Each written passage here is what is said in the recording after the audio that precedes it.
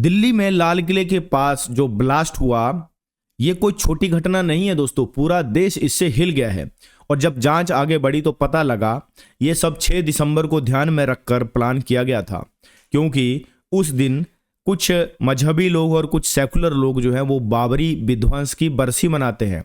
अब सवाल ये नहीं है कि ये किसकी भावनाएं आहत हुई हैं, सवाल ये है कि किसी की भी नकली भावनाएं आहत होने से कोई बम धमाका करेगा, देश में दहशत फैलाएगा। और ये करते कौन है? ये कोई अनपढ़ लोग नहीं है, ये डॉक्टर थे, ऐसा कहा जा रहा है, मुजम्मिल, आदिल और उमर। तो भाई मामला यहाँ ब्रेन वॉश का नहीं है, यहाँ पर मामला है सिद्धांतों का। और आज हम उसी पर बात करेंगे, बहुत ही सिंपल, बहुत ही सीधे तरीके से, ताकि हर व्यक्ति ये समझ सके कि समस्या कहाँ पर है और उसका समाधान कहाँ पर है। लेकिन उससे पहले ये वीडियो देखिए जो सोशल मीडिया पर चल रहा है। पिछले कुछ दिनों में 5 ऐसे कट्टरपंथी डॉक्टर पकड़े गए हैं जो भारत को मिटाने की कसम खा चुके थे। इनमें doctor Adeel Ahmad Rather, doctor Muzammil Shakeel, doctor Shaheena Shahid, doctor Umar Mohammad और डॉक्टर अहमद मोहिउद्दीन शामिल हैं। इनमें से कोई लाखों लोगों को मारने के लिए खतरनाक राइजिन जहर बना रहा था, तो कोई बड़े पैमाने पर धमाका करने के लिए सैकड़ों टन अमोनियम नाइट्रेट इकट्ठी कर रहा था। एक महिला डॉक्टर के पास तो AK-47 मिली है। इसके अलावा ये अपने ही जैसे दूसरे लोगों का ब्रेन वॉश भी कर रहे थे। अब आपको यहाँ पर एक नया पैटर्न दिखेगा, एक नए तरीके की जंग भारत में शुरू हो चुकी है। भारत के ही कई कट्टरपंथी पढ़ लिख कर भारत पर हमले की तैयारी कर रहे हैं। ये डॉक्टर और इंजीनियर बन रहे हैं ताकि अपने बल पर खतरनाक हथियार तैयार कर सके। हैरानी की बात देखिए कि ऐसे आतंकियों को बचाने के लिए एक इंफॉर्मेशन वॉर तक शुरू कर दी गई है। हमले के बाद ऐसे लोगों के बचाव में फर्जी फैक्ट चेकर्स और सोशल मीडिया इन्फ्लुएंसर्स की एक फौज तैयार कर दी गई है। इन लोगों का काम सोशल मीडिया पर आतंकी डॉक्टर्स और इंजीनियर्स के लिए एक पॉजिटिव नैरेटिव तैयार करना है। ये एक ऐसी जंग है जो भारत के लिए बहुत खतरनाक साबित हो सकती है। तो ये आपने सोशल मीडिया पे जो वीडियो चल रहे हैं वो देखे। अब देखिए, कोई भी व्यक्ति जो बिल्कुल पढ़ा लिखा है, मेडिकल की पढ़ाई की है, डॉक्टर बन चुका है, वो अचानक से बम उठाकर तो नहीं निकलेगा ना। तो फिर ये लोग करते क्यों हैं ऐसा? क्योंकि उनके सिद्धांत में शुरू से ही जो है वो ये बातें भर दी गई हैं। क्या बातें भर दी गई हैं? ये दिल्ली में एक वीडियो प्रसारित हुआ, दिल्ली के स्कूल का बताया जा रहा है। इस वीडियो के माध्यम से क्या चीज़ सिखाई जा रही है, यही बात इन मजहबी लोगों को सिखाई जाती है। जरा सुनिए ये वीडियो।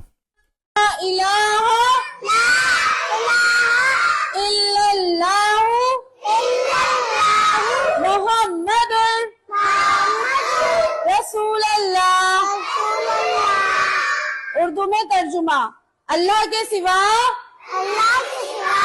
कोई माबूद नहीं, मोहम्मद सल्लल्लाहु अलैहि वसल्लम अल्लाह के रसूल हैं।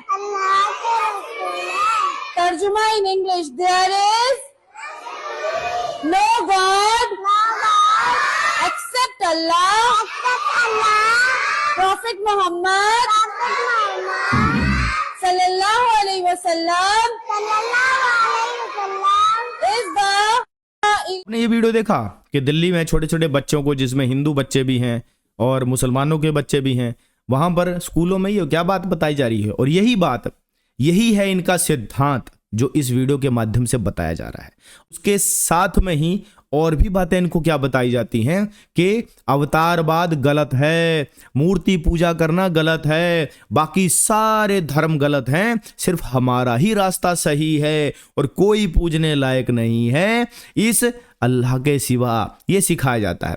जब सोच की शुरुआत ही गलत है तो बाकी सब तो गलत ही होगा ना। कल जो दिल्ली में जो कुछ हुआ, जो अभी 2 दिन पहले दिल्ली में हुआ, ये जो है वो इन्हीं लोगों की इस सोच का, इस सिद्धांत का नतीजा है। क्योंकि ये लोग ये सोचते हैं कि कोई भी पूजने लायक नहीं है इनकी इष्ट के अलावा, जिसको ये मानते हैं कि वो ईश्वर है, उसके अलावा कोई भी पूजने लायक नहीं है।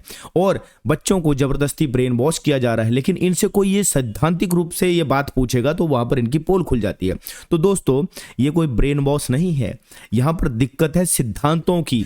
अब असली बात जो है वो सिद्धांत की है जिस पे कोई बात ही नहीं करना चाहता। भाई मेरे को एक चीज बताओ, मैं बात करूंगा तो सिद्धांत पे बात करूंगा कि नहीं करूंगा? हमें ये देखना है कि जो उनके सिद्धांत है, जिस सिद्धांतों के बल पर वो ये सारी चीजें कर रहे हैं, ये बम धमाके कर रहे हैं, वो सिद्धांतों को अगर आप टारगेट करोगे तो ये 2 मिनट में एक्सपोज हो जाएंगे। वो लोग भी तो वीडियो बना बना कर हमारे धर्म ग्रंथों पे कटाक्ष करते रहते हैं, बहुत सारी बातें ये बोलते रहते हैं। फिर जो आर्य समाज के लोग हैं वो क्या कहते हैं कि देखो जी ये वाला तो मिलावटी है, इसको तो हम मानते नहीं है, ये वाला तो मिलावटी है, इसको हम मानते नहीं है। जब आप सिद्धांत पे बात करोगे ना तो आपको ये प्रॉब्लम आएगी ही नहीं, और वो मैं इस वीडियो में आपको प्रूव करूंगा, आपको ये साबित करूंगा कि जब आप सिद्धांतों पे बात करोगे तो आपको ये सब करने की जरूरत ही नहीं पड़ेगी। वो सबको पता है कि उनकी किताब में क्या लिखा है, वो सबको पता है कि उनके जो मजहब की सीख क्या है।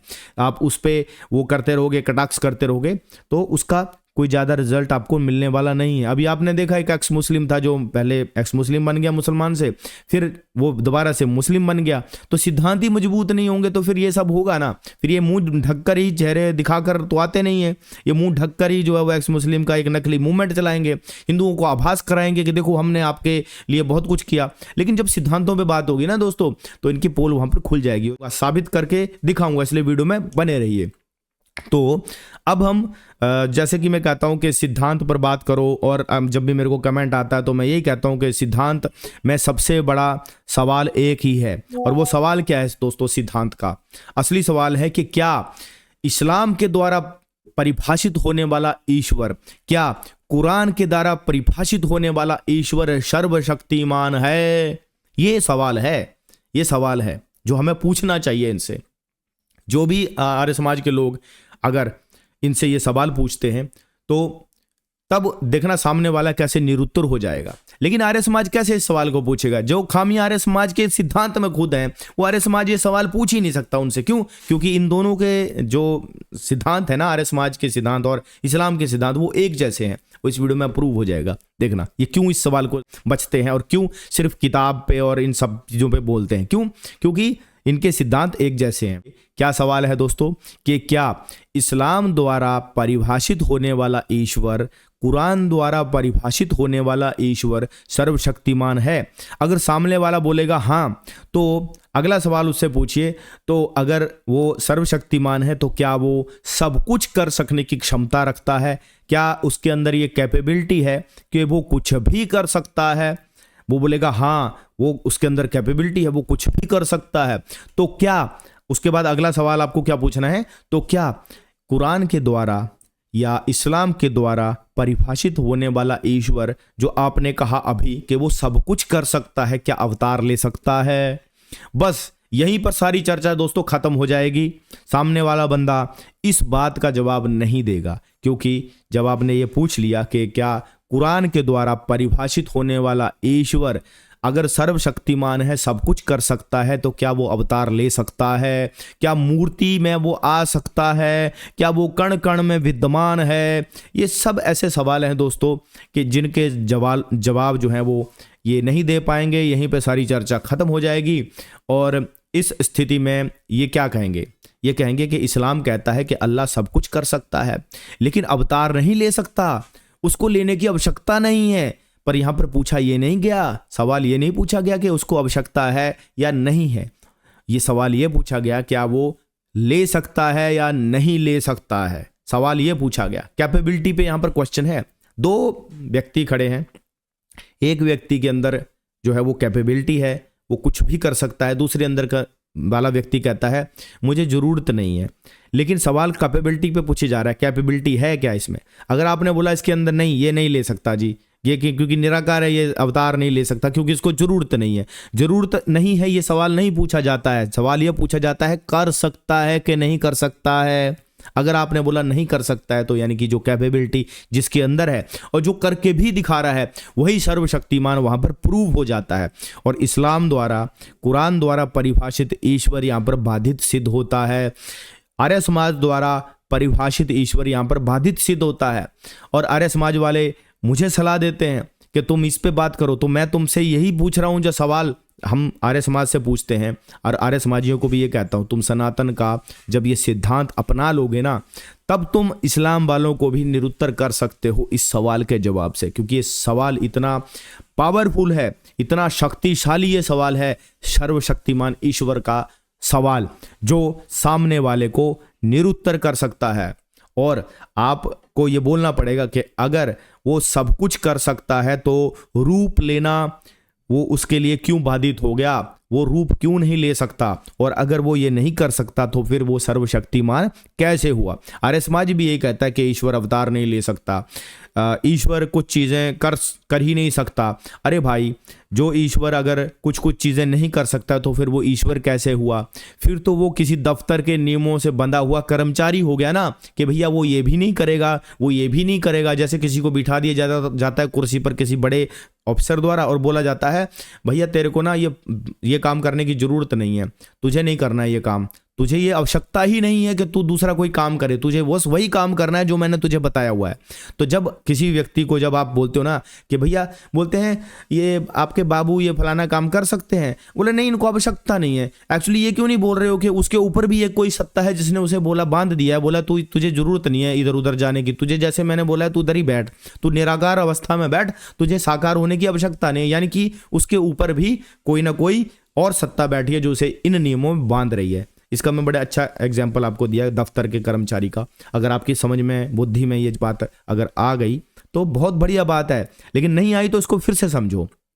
क्योंकि जब हम किसी को कहते हैं कि इसको ज़रूरत ही नहीं है, तो यानी कि उसके ऊपर कोई एक सत्ता है जो उसको रोक रही है, और वो ऊपर की सत्ता, जैसे आर्य समाज वाले कहते हैं कि ईश्वर को आवश्यकता नहीं है, तो मुझे तो लगता है आर्य समाज ही वो सत्ता है जो ईश्वर को कंट्रोल कर रही है, जो ये कहती है कि मेरे ईश्वर को आवश्यकता नहीं है। क्यों? मतलब ईश्वर को उसने बिठा दिया है और बस बोला कि मेरे ईश्वर को आवश्यकता नहीं है। अरे भाई, ईश्वर ही बताएंगे ना कि उन्हें क्या आवश्यकता है, उनको तो बोलने दो, उनको तो व्यक्त करने दो अपने आप को। जब ईश्वर को आप बाधित कर रहे हो, मतलब ऐसे तो बाधित नहीं कर सकते सर्वशक्तिमान ईश्वर को, लेकिन परिभाषा में ये बाधित कर रहे हैं ना अपने ईश्वर को, अपने ईश्वर की एक झूठी परिभाषा बना दी और फिर उसको बाधित कर दिया अपने ऊपर। यानी तो आर्य समाज के जो सिद्धांत हैं, जो उनकी सत्यार्थ प्रकाश से बने हुए हैं, उन सिद्धांतों के अंदर वो बंधा हुआ ईश्वर है, तो वो फिर सर्वशक्तिमान सिद्ध नहीं होता। ऐसे ही कुरान का जो ईश्वर है, कुरान का जो अल्लाह है, वो भी इन्हीं सिद्धांतों से बंधा हुआ है, वो उसके ऊपर जा ही नहीं सकता। क्यों? वो किताब से बंध गया है, वो उस किताब ले दी और उससे वो बंध गया।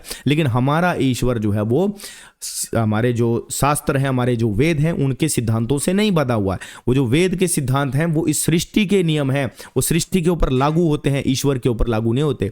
भगवत गीता में भगवान श्री कृष्ण तो कहते हैं कि मैं अजन्मा अविनाशी होते हुए भी, सब प्राणियों का ईश्वर होते हुए भी, अपनी योग माया को अपने अधीन करके प्रकट होता हूं। जब जब धर्म की हानि होती है तब तब मैं प्रकट होता हूं। ये ईश्वर खुद कह रहे हैं हमारे, भगवत गीता पढ़ो जाके।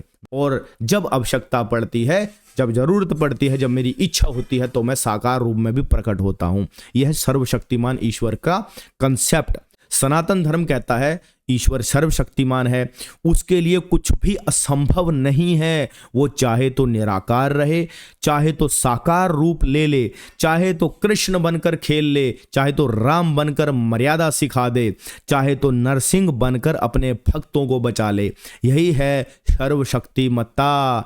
जिसे रूप लेने में दिक्कत है वो ईश्वर नहीं, सीमित सत्ता है। सनातन धर्म का सिद्धांत ही सबसे अधिक तर्क संगत है, शास्त्र सम्मत है, सबसे अधिक वैज्ञानिक है। इससे अधिक कुछ नहीं है दोस्तों। ये सबसे अधिक जो है वो ओपन है, खुला है, हर किसी व्यक्ति को समझना बहुत ही आसान हो जाता है इस सिद्धांत से। अगर सिद्धांत साफ हो गए तो मामला ही खत्म हो जाएगा दोस्तों। ये जितना भी दुनिया में चला हुआ है, अगर सबको एक छत्र के नीचे लाना है, जितने भी ये अलग अलग मतों वाले हैं, अलग अलग मजहबों वाले लोग हैं, जो अपने अपना अलग मजहब या पंथ बना के बैठे हुए हैं, उनको अगर एक छत्र के नीचे आना है तो एक ही सवाल उनसे पूछिए कि क्या तुम्हारे द्वारा परिभाषित ईश्वर सर्वशक्तिमान है क्या वो कुछ भी कर सकता है और कुछ भी कर सकने में कोई बाधा नहीं होनी चाहिए। वो कुछ भी मतलब कुछ भी। इसलिए यही एक सिद्धांत है जो सबको एक छत्र के नीचे ला सकता है। और सनातन का रास्ता ही सीधा, विस्तृत, तर्कसंगत और शांति पूर्वक है। और ऐसे करके हम बड़ी शांति से जो है वो किसी को भी, किसी भी मजहबी को, किसी भी मत वाले को सनातन धर्म में ला सकते हैं। तो दोस्तों, दिल्ली में जो हुआ वो सिर्फ एक घटना नहीं थी, एक चेतावनी थी कि जब सिद्धांत गलत होते हैं तो इंसान कितना नीचे गिर जाता है। और अभी कुछ दिनों पहले एक आर्य समाज का जो व्यक्ति था, उसने अभी मुंबई में भी कुछ बच्चों को बंधक बनाया था। वो भी खबर हमने सुनी थी। उन बच्चों को बंधक बनाकर जो है वो रखा गया था। और अब बात साइको किडनैपर की। 17 बच्चों को बंधक बनाने वाले रोहित आर्या नाम का एक आरोपी पुलिस से एनकाउंटर में मारा गया।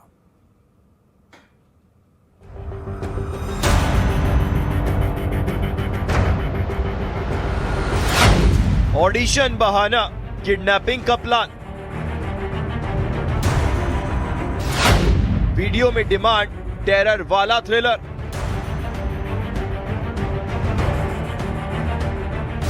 सत्रह बच्चे बंधक, मुश्किल में जान। मुंबई में operation commando. Psycho kidnapper encounter में ढेर। तो कुछ दिन पहले ही ये जो रोहित नाम का जो बंदा था, इसने कुछ 17 बच्चों को बंधक बनाया था और इसका नाम रोहित आर्या बताया जा रहा है। तो इसने भी यही किया। एक मतलब जो उसने सहारा लिया, किसका लिया? टेरर का। टेरर से कभी भी कोई चीज़ जो है सॉल्व नहीं की जा सकती है। फिर जो वहाँ की जो सुरक्षा एजेंसी, उन्होंने रोहित का एनकाउंटर कर दिया। रोहित आर्या ये भी बहुत जिद्दी था और आर्य समाजी भी बहुत जिद्दी होते हैं। दरअसल उनका ब्रेन वॉश, बोलते हैं ब्रेन वॉश कर दिया, लेकिन ब्रेन वॉश कैसे कहें उसको जब बच्चों को बचपन से तुम वही चीज़ शिक्षा दे रहे हो कि भैया सनातनियों से नफरत करो, हिंदू धर्म से नफरत करो, सर्वशक्तिमान ईश्वर के कंसेप्ट को मत मानो। कि हिरण्यकश्यप ने भी जो सर्वशक्तिमान ईश्वर को नकारा था, साकार ईश्वर को नकारा था, उसके बाद क्या हुआ? वो सर्वशक्तिमान ईश्वर जो है खंबा फाड़ कर निकले और उसको फिर सबक सिखा दिया। तो कहने का मतलब है कि इस टेरर से कुछ भी सॉल्व नहीं हो सकता, सिर्फ सिद्धांतों से। ठीक है, ये जो सिद्धांत हैं ये अगर मजबूत हैं तो आप इसके बेस पे, इसके दम पे जो किसी को भी अपने जो विचारधारा मनवा सकते हो, जबरदस्ती नहीं मनवा सकते। ईश्वर सर्वशक्तिमान है, उसके लिए साकार रूप में आना कोई बड़ी बात नहीं है। ठीक है, वो अपनी योग माया को अधीन कर सकता है, वो लीला कर सकता है। और यही सनातन धर्म की खूबसूरती भी है कि हम लोग जो है वो किसी पे ज़बरदस्ती अपना धर्म नहीं थोपते हैं। सनातन धर्म जो है सनातन है, इसके सिद्धांत कभी ख़त्म किए ही नहीं जा सकते। अगर कोई ख़त्म करने की कोशिश करता है वो खुद ख़त्म हो जाता है। तो यही आज का वीडियो था। उम्मीद करता हूँ आपको इस वीडियो से जानकारी मिली होगी और सनातन सिद्धांत के बारे में भी आपको जानकारी ज़रूर मिलेगी। इसी सनातन सिद्धांत को लेकर आप किसी को भी निरुत्तर कर सकते हो। जय श्री राम, हर हर महादेव।